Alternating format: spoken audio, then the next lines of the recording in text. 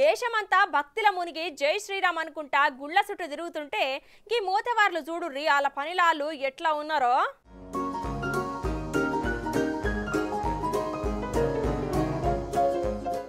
ఈ దొంగలు పాడుగాను అయితే ఇంట్లల్లా లేకపోతే గుడ్ల పడుతున్నారు.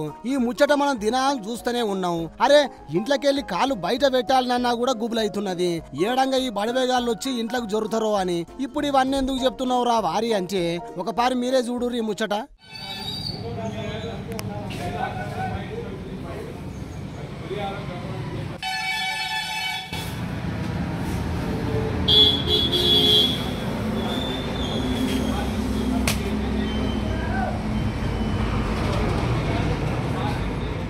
గుళ్ళ ఉండే హుండీలకెళ్లే పైసలు కొట్టేసినట్టున్నారు కదా.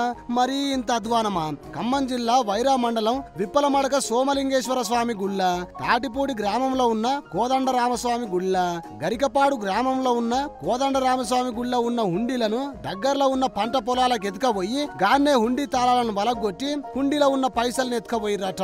పొద్దుగాల గుళ్ళకొచ్చే పంతులకు కానుకల హుండీలు కనపడకపోవడంతోనే గుడి కమిటీ నిర్వాహకులకు సమాచారం అందించిరట. ఒకటే పారి 3 గుళ్ళల్లో హుండీలు చోరీ చేయుడు దారుణమని అంటున్నారు. దొంగలు గుళ్ళను టార్గెట్ చేసుకుని హుండీలను చోరీ చేస్తున్నారని అక్కడున్నోళ్ళు అంటున్నారు. గుళ్ళకు రక్షణ లేకుండా పోయిందని అంటున్నారట గాడున్న జనాలు. పోలీసోళ్ళు జర రాత్రి సమయాలలో తిరగాలని గాడున్న స్థానికులు అంటున్నారట. ఓ పోలీసోళ్ళు జర మాపటీలు పూట ఒక కన్నేసి ఉంచురి సార్లు. ఒకటే పారి 3 గుళ్ళల్లో చోరీ అయినాయి అంటే మరి పోలీసోళ్ళు ఏం చేస్తున్నారు అంటారు కోసాకరికి.